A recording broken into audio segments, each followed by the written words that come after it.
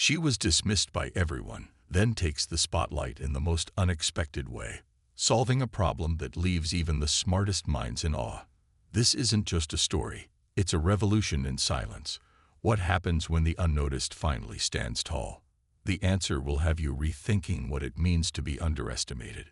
Mary sat hunched over the marble-topped coffee table in the spacious living room of her stepmother's luxurious home. The room seemed to swallow her whole, a vast, sterile space filled with pale beige walls, gold accents, and soft, muted lighting that filtered through the tall windows. Sunlight poured in, casting long, warm shadows across the room, but the warmth never seemed to reach her. The plush sofa sat invitingly on the far side of the room, but it felt miles away, too far from the solitude she craved. Her mind, sharp as ever, was fixated on the task before her, a complex quantitative reasoning problem that had her working through fractions, equations, and figures like a maze of numbers. She was determined to solve it, determined to prove to herself, and to them, that she wasn't some helpless little girl. Her fingers moved steadily across the paper, the pencil in her hand almost an extension of her thoughts. The problem was complicated, but not beyond her abilities. She had always been gifted with numbers, a talent that seemed to come naturally to her, something that set her apart in her world. But today, that talent wasn't enough to quiet the storm brewing in her chest. Around her, the house was filled with the smell of fresh flowers, polished wood, and expensive furniture. Everything was pristine, in perfect order, but none of it felt like home to Mary. The fine china in the dining room, the gleaming silverware, the expensive paintings hanging on the walls, all of it felt cold, unwelcoming, and foreign. She had never felt truly at ease here, never felt like she belonged. It wasn't the house's fault, really. It was the people who lived in it, or rather, the people who didn't live in it, the ones who had abandoned her. Mary's mother, white and beautiful, had long ago moved on from Mary's black father. She had remarried a man who was wealthy, powerful, and cold. He didn't care much for Mary, except when it came to making her feel like an outsider. He would make offhand comments about her hair, about the way she spoke, about the fact that she was different. "You should try to blend in more, Mary," he would say in that condescending tone of his, as though being anything other than what he expected her to be was a crime. "You don't want to stand out. Not here. You'll never fit in." The words burned in her chest, sharp and bitter. She was tired of hearing them, but they always seemed to echo in her mind at the most inconvenient moments. Like now, her stepfather would watch her with that same disapproving look, as if her very presence in his house was an inconvenience. He'd barely speak to her, except to criticize her, to mock her. His tall frame, always dressed in a perfectly tailored suit, towered over her when he was near, casting a shadow that felt more oppressive than protective. She was just a reminder to him of everything he had tried to erase, everything that didn't fit into his perfect little world. Mary's mother, though kind in her own way, was no better. She was distant, always lost in her own thoughts, always preoccupied with appearances, with her perfect life. At first, Mary had hoped that maybe, just maybe, her mother would defend her, would step in when the harsh words from her stepfather came too often. But over the years, the silence from her mother had become more deafening. She had grown used to the tension, as if it were normal. Mary knew her mother cared, at least a little, but it was clear her loyalty lay with her new husband. Her mother's indifference was a quiet wound that Mary carried with her every day. "Why can't you just be like everyone else?" her mother would ask, her voice never harsh, just cold, too cold. She didn't mean it the way her stepfather did, but the effect was the same. It hurt just as much. The conflict in the house, the underlying tension that Mary couldn't escape, had grown so familiar that she barely noticed it anymore. The luxury, the beautiful home, it all felt like a prison to her. She longed for something real, something warm, something that made her feel like she mattered. But that warmth was always just out of reach. Her eyes focused again on the problem in front of her, the numbers starting to blur together. She had to finish this. She had to prove something, not just to her stepfather and mother, but to herself. Her stepfather's cruel words echoed in her mind once again. "You'll never fit in here, Mary. You're not even close to what's expected." Her grip tightened around the pencil, her knuckles whitening. She pushed the thoughts away and focused harder. She had to solve this. She had to prove that she wasn't what they thought she was. The hum of the chandelier above seemed to mock her, the cold gold accents of the room mocking her very existence.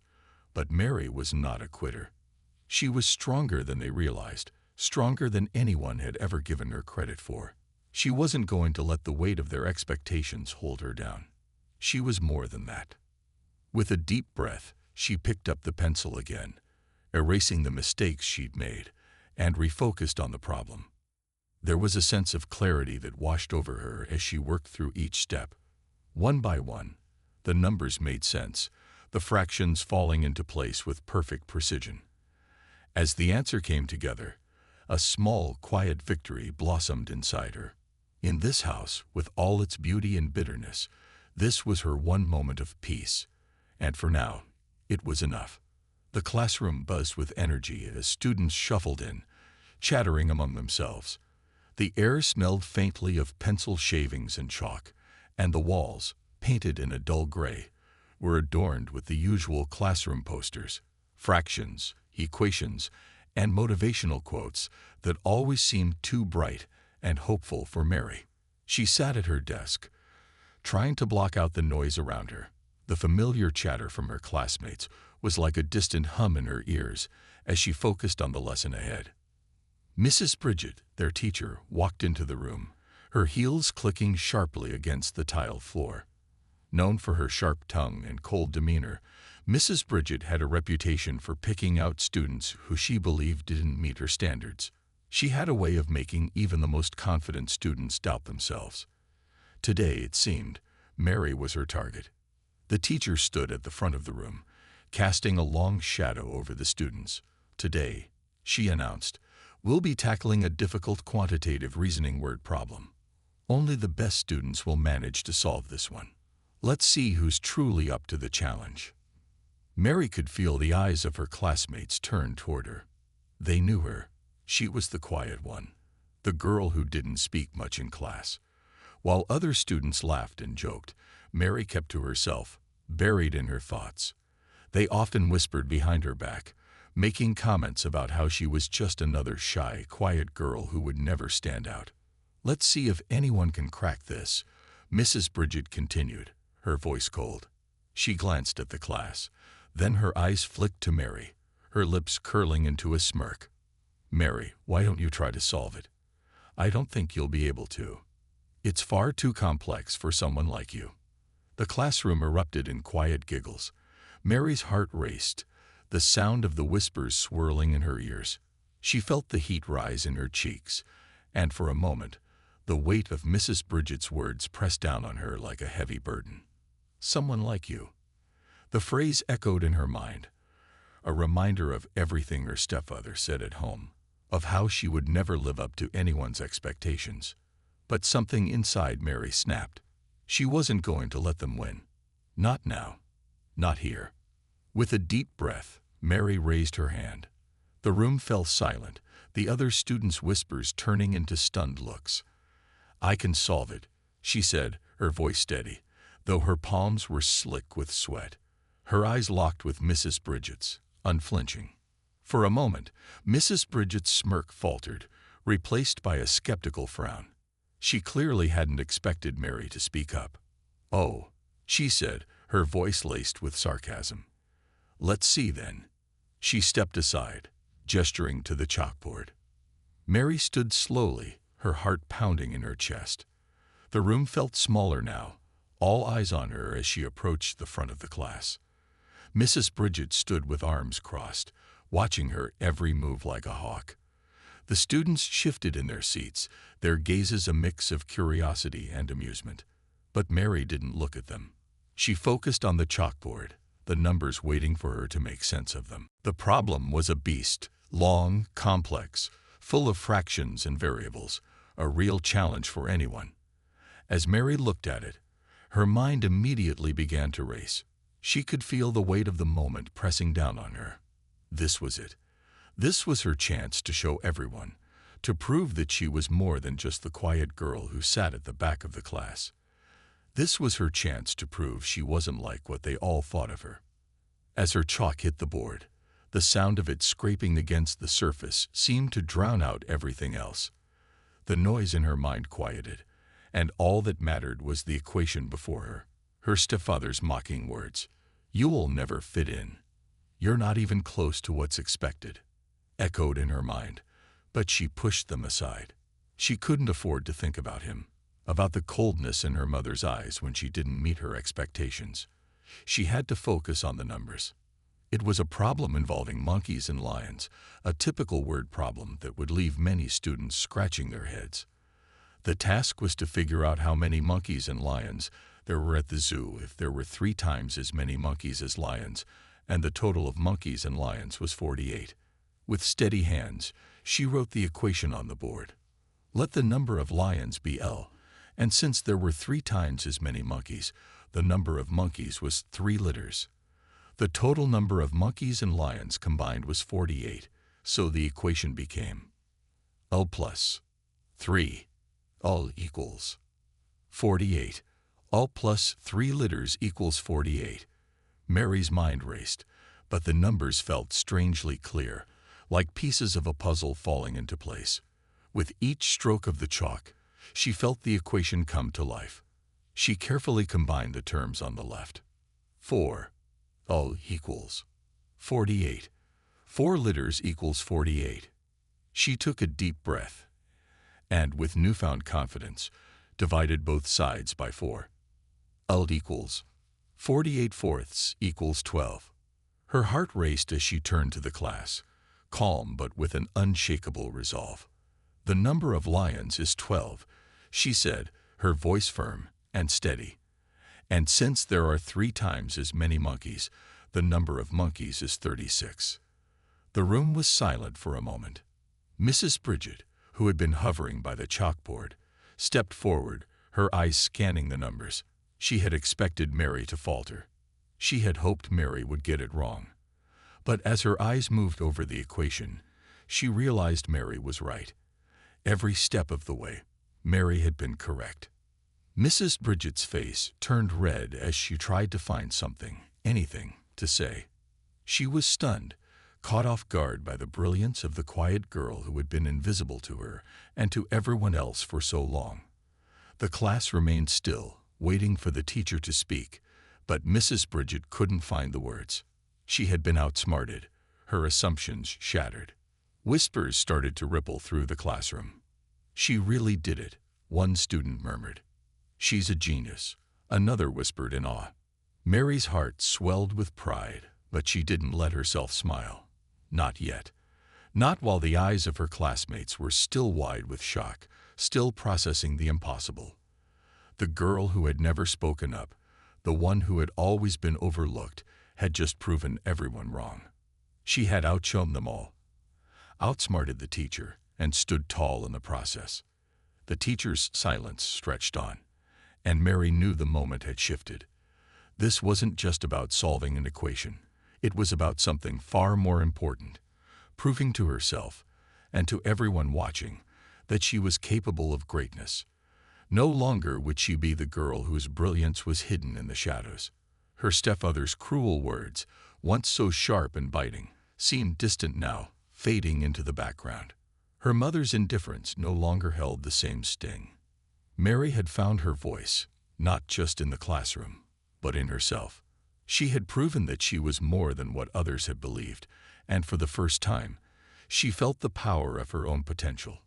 The classroom erupted into whispers, but Mary didn't need their approval anymore. She had already won. And so, with her answer on the board and her heart swelling with triumph, Mary turned and walked back to her seat. The girl who had been invisible, who had been made to feel small, had just taken her first step toward claiming her place in the world. And no one, not even Mrs. Bridget, could take that away from her. The next morning at school, the atmosphere was different. Mary could feel it the moment she walked into the classroom. The familiar buzz of chatter seemed to stop for a moment, and all eyes turned to her. She wasn't the shy, quiet girl sitting at the back of the class anymore. No, she was someone else now. Someone who had been seen, acknowledged, and respected. The classroom, which once felt like a place where she was invisible, now felt like a place where her presence mattered. As she took her seat, the students no longer whispered behind her back. Instead, a few of them smiled at her, nodded, and even waved. Some leaned over to ask her questions, seeking her help with their own problems. She wasn't used to this. People asking for her help, treating her as someone capable, someone intelligent. It felt like a weight had been lifted from her shoulders, and she could breathe a little easier. The most striking change, however, was Mrs. Bridget. The teacher, who had once mocked her and doubted her, no longer held the same cold disdain. While still reserved and strict, there was a hint of caution in her eyes whenever she glanced at Mary. It was as though she had learned to respect her, even if she couldn't admit it outright. Her sarcastic remarks were gone, replaced with a quiet wariness, as if she now saw Mary as someone who could no longer be underestimated. Mary caught her eye once or twice throughout the day, and there was a shift in the way Mrs. Bridget regarded her. No longer a target, but a student whose intelligence had forced its way into the light. Yet, despite the changes at school, everything at home remained the same. Mary's stepfather still mocked her, his cruel words cutting deeper than ever before. "You're lazy. You'll never amount to anything. You'll always be a disappointment." His words echoed in her mind, each one like a jagged stone being thrown at her heart. No matter what she did, no matter how hard she tried to show him that she was capable, it was never enough. He didn't see her for who she truly was, and it hurt. It hurt more than she wanted to admit. Her mother, too, remained distant. Even after the triumph in the classroom, there was no warmth or understanding from her. Mary's mother, lost in her own world of wealth and appearances, couldn't bring herself to truly see her daughter. The coldness between them had become a familiar silence. Mary had hoped, in a small part of her heart, that this victory might bring them closer, but it hadn't. Her mother's indifference still stung, just as it always had. At school, Mary began to embrace her intellect. She started to raise her hand more often in class, contributing to discussions and answering questions that once would have made her nervous. The students who had once laughed behind her back now turned to her for help. They no longer saw her as the quiet girl who couldn't speak up. They saw her as someone who could teach them, someone who understood the material better than they did. And for the first time, Mary didn't feel the need to hide. She helped her classmates with their work, showing them the tricks she had used to solve problems, the methods she had perfected. It felt good to be the one who was sought out for answers, to know that her intelligence wasn't something to be ashamed of. At home, things didn't change, but Mary did. She began to stand tall, despite the constant mockery from her stepmother. His cruel words didn't sting as much anymore. When he belittled her, she simply held her head up high and ignored him. She knew he was wrong. She knew she was capable of more than he would ever give her credit for. She no longer needed his approval. She didn't need her mother's either. She had found her own worth, her own strength, and that was enough. As Mary walked through the halls of her school, her head held high, she felt the weight of the world fall off her shoulders. She was no longer the quiet girl who hid in the background. She was someone who had faced rejection, ridicule, and doubt, and had come out stronger on the other side. The journey wasn't over. There would be more challenges ahead, more moments when she would be tested. But Mary was ready. She had learned one crucial thing. Her worth was not determined by anyone else. It was determined by her, and she was enough. This was just the beginning of her story, and she was ready to change the narrative at home and see if she can win their love. If you're hooked, make sure to like, share, and subscribe for more educational yet insightful stories like this one. You won't want to miss what's coming next.